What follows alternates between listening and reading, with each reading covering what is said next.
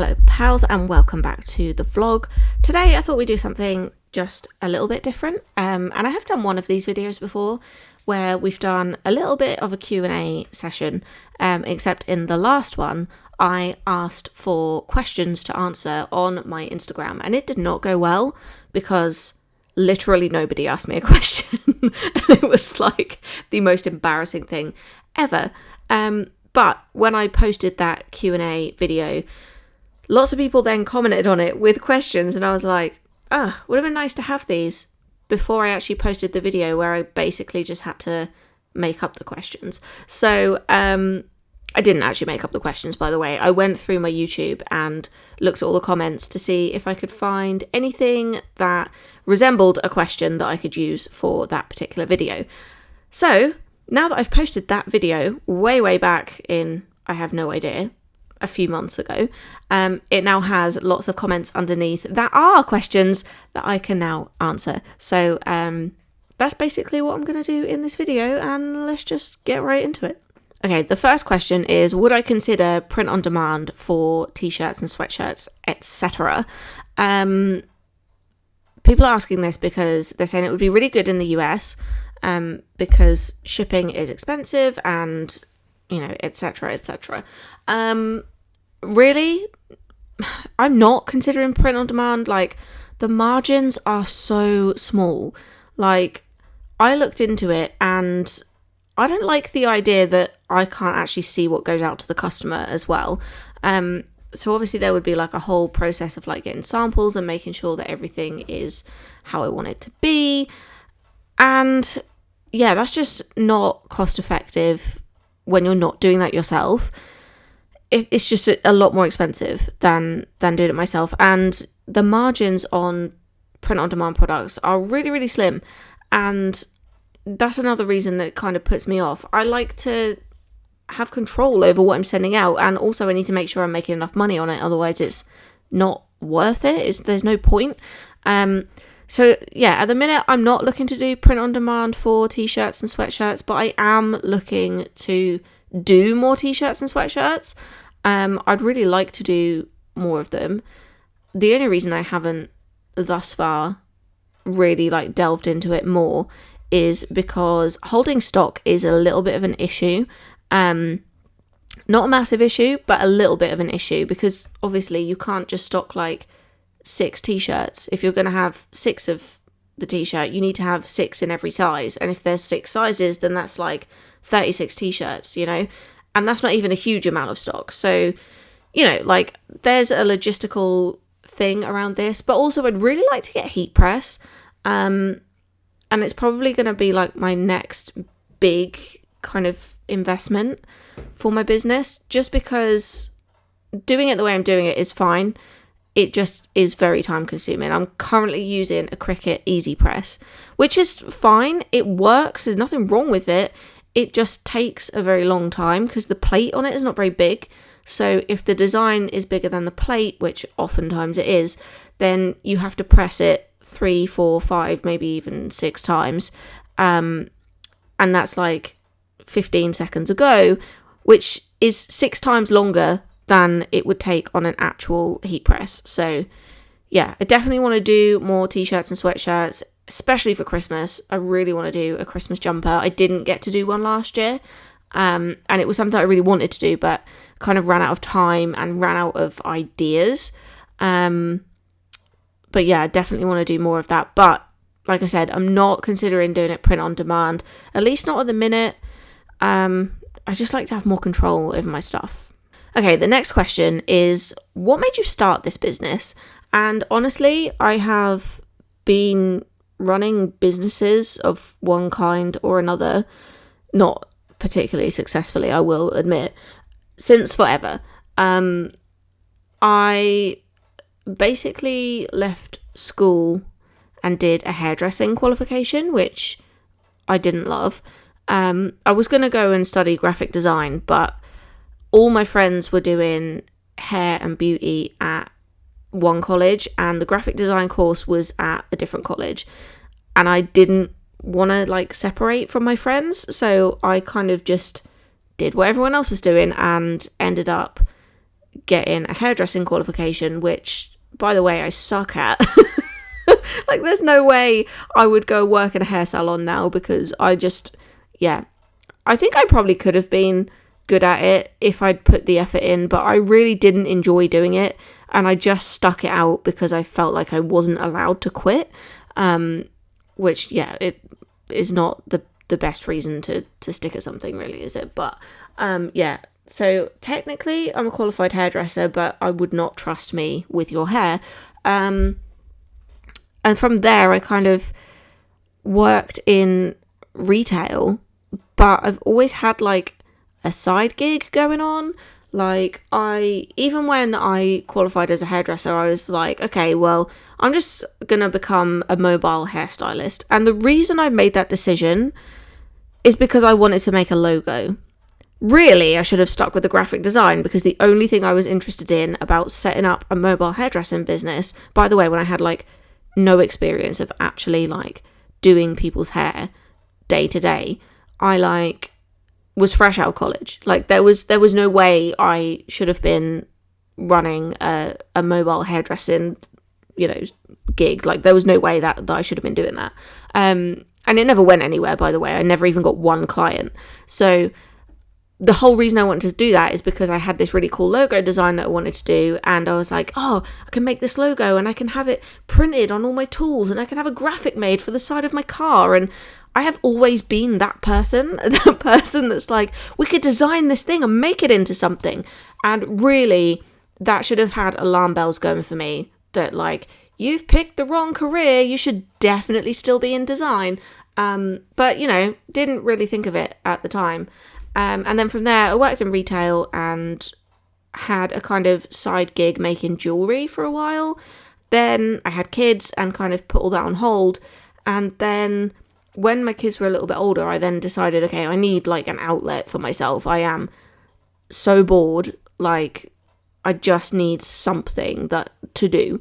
And I started designing and drawing again, and I was making like greeting cards and nursery decor and home decor and just loads of different stuff. Like, there was so much stuff that I was just making, but I was kind of making and designing it all myself, so it kind of scratched that itch, I guess, to like be creative.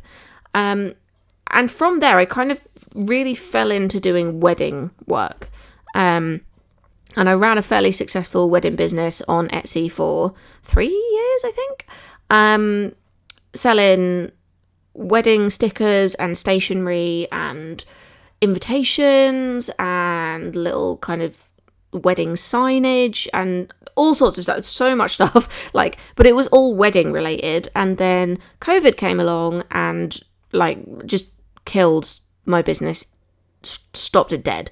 And I decided to kind of pivot a little bit and start making like greeting cards. And I was like, people are missing one another in lockdown, like we're not allowed to see each other, so maybe I could do greeting cards where you send it directly to the recipient and like they've got cute little messages on. And yeah, that went really, really well for a little while, considering like everything just stopped dead. My regular income just stopped dead. There was like nothing I could do about it. I was like, I really need to change things up. So I started doing a lot of greeting cards, and that actually went quite well.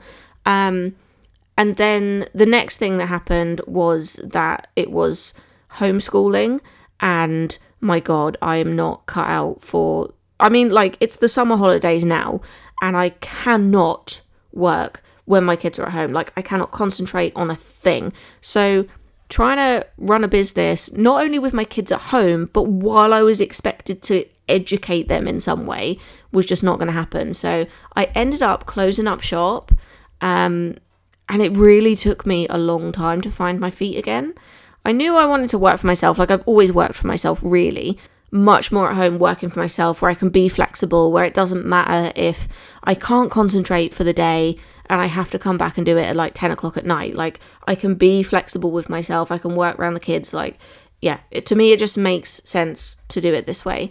But after lockdown really like put the kibosh on things, it took me a really long time to figure out what the heck I was going to do. I didn't really want to go back to just doing wedding work because it was kind of monotonous. It was like the same thing over and over again. And I mean, in all honesty, I had like over 100 listings on Etsy, and I think there were 2 that would just sell on repeat, like 2 different sticker designs, and that is all I would print all day long.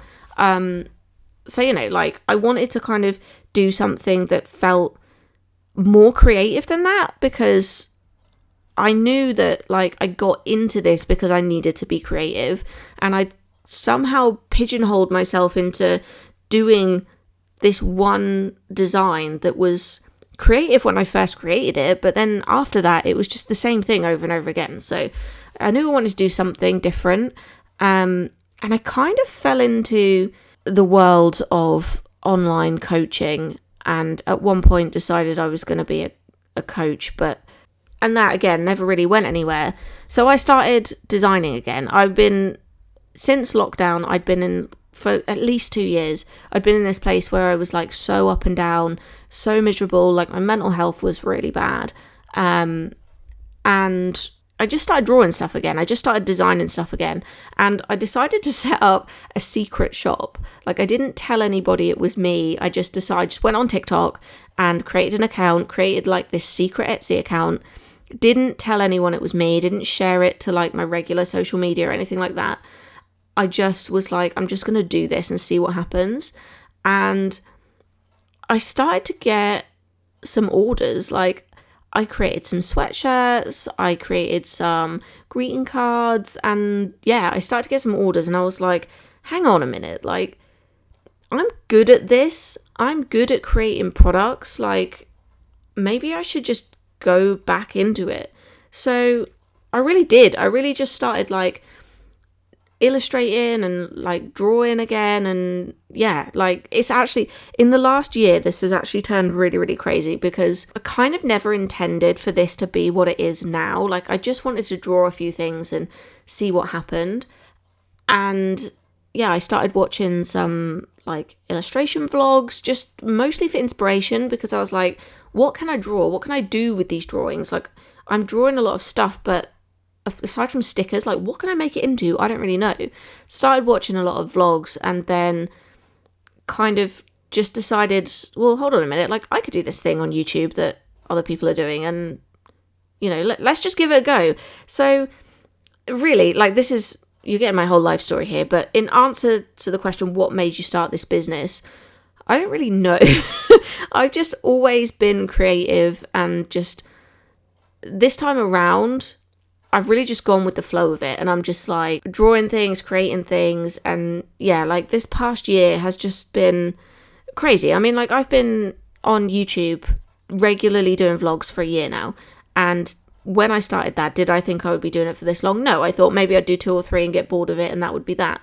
But honestly, like, YouTube is like the biggest driver for this business. I'm not gonna lie to you. Like, I don't know how, I guess I've just found my people on YouTube. Like, there are people who I know are watching my videos that come up on every single launch that I do, every single goodie bag that I do. And again, like, the goodie bags is kind of something I fell into by accident, because I decided I wanted to do an advent calendar, but I was too afraid to do a 24-day advent calendar because I thought it would be too expensive and that people wouldn't buy it. And I was totally wrong. I did a 12-day advent calendar, and people like lapped it up. And this was, again, before my YouTube was like really starting to get big. So this was mostly just people who found me on Etsy, I think. That 12 days of Christmas box sold really, really well. And then it came to January, and I was like, what do I do now? I don't really know. And I was like, I wish you could make a 12 days of Christmas box like all the time. And I was like, why don't I do that? Why don't I make, okay, not a 12 days of Christmas box, but like a mixed goodie box like every month? That actually seems like a really good idea. So I did. In the January, I made one and released it in the February, and, you know, the rest is history, because here we are still creating goodie bags all these months later. But yeah, what made me start this business? I really couldn't tell you. It's just been a journey, and it's been like one little incremental change to another. And it's mad. Yeah, it's really crazy to think how far I've come, especially in the last year. And I know that doesn't really answer the question, so I'm really sorry to have rambled on for that long and not really answered the question, but that's the answer. Anyway, next question. Do I have a separate workplace, or am I working from home? So I think most people who watch the vlogs regularly will probably realise that I'm working from home. I've got a little room at the back of the house, which is the studio, which is like just a little office that me and my husband share. And I've got like my half of the room and he's got his half of the room.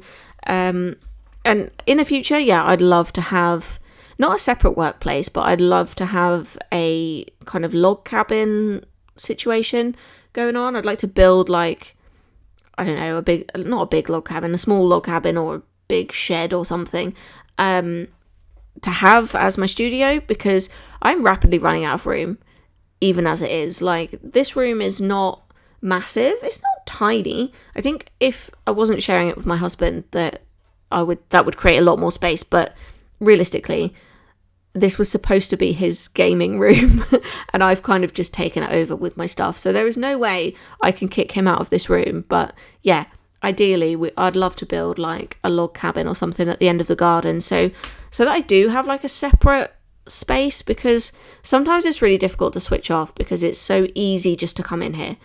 Like, this room is just off from my living room. So it's so easy to just go, oh, I'll just quickly do that thing.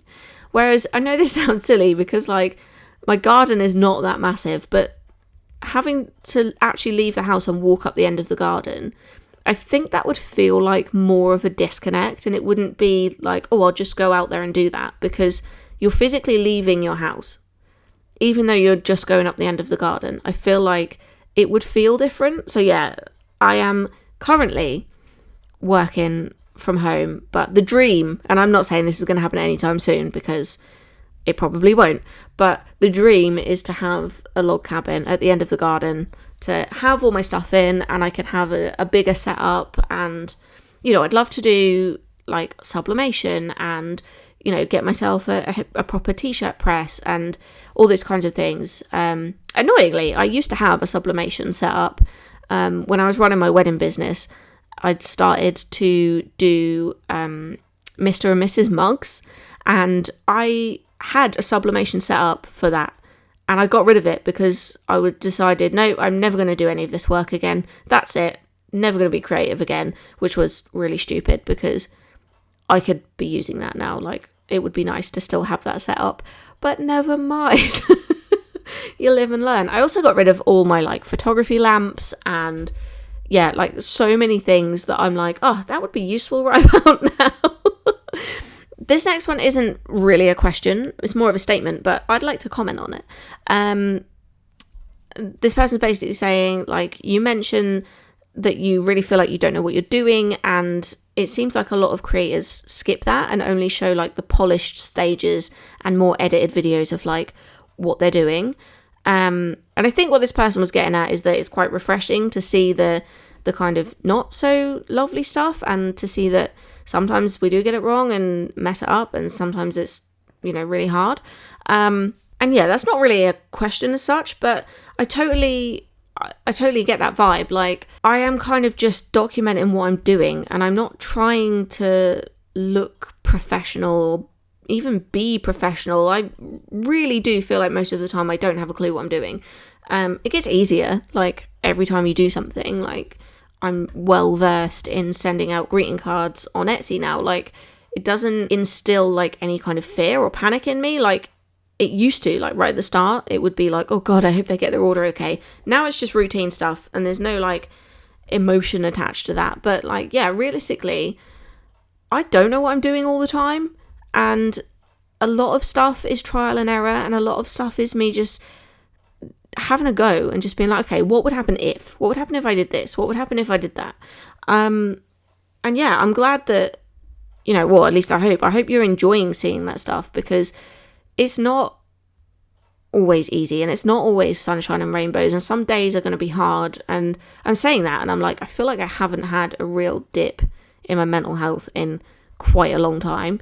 I used to get them really regularly, and would just be like, yeah, really like burnt out, unable to function.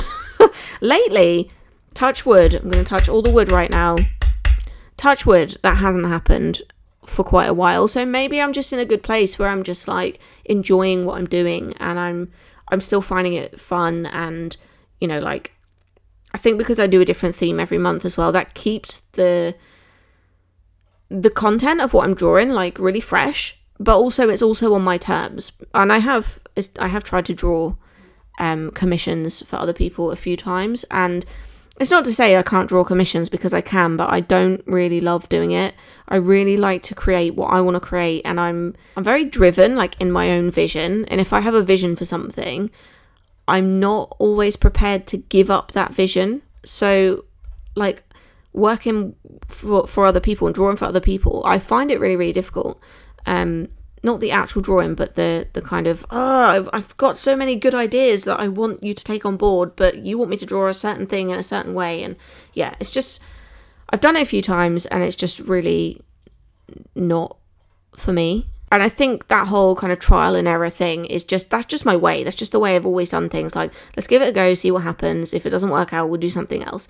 So yeah, I think showing that on the vlog is not a deliberate, like, you know, like, oh, I want you to see how vulnerable I am because I mess things up too. It's not like me deliberately trying to be relatable. It just kind of, that's just the real life of what's going on here. Like, I'm not gonna lie about it. I'm not gonna pretend to be something I'm not. I don't even know how to pretend to be something I'm not.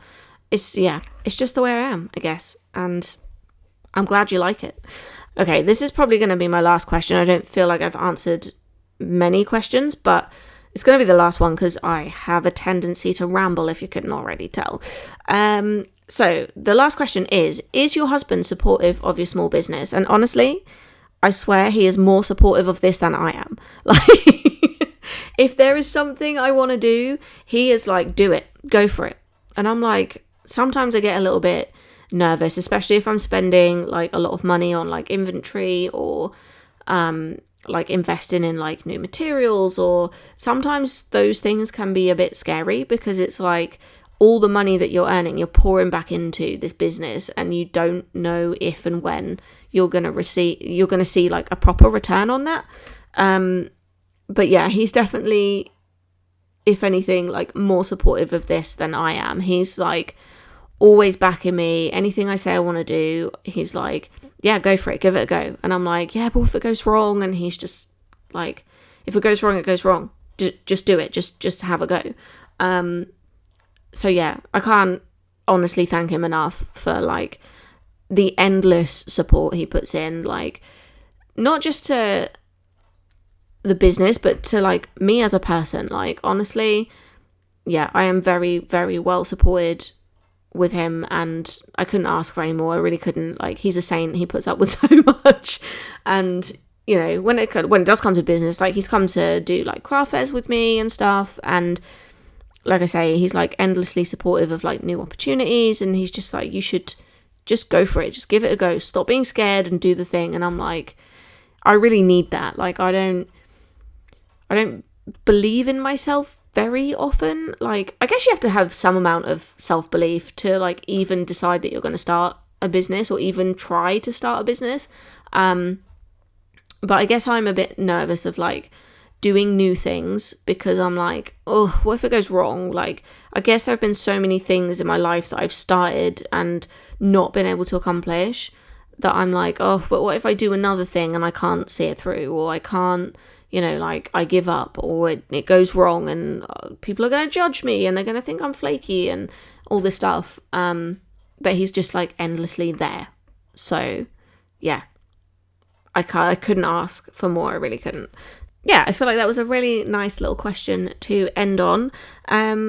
So thank you so much for mostly listening to this vlog, to be honest, because it's just me having a chat.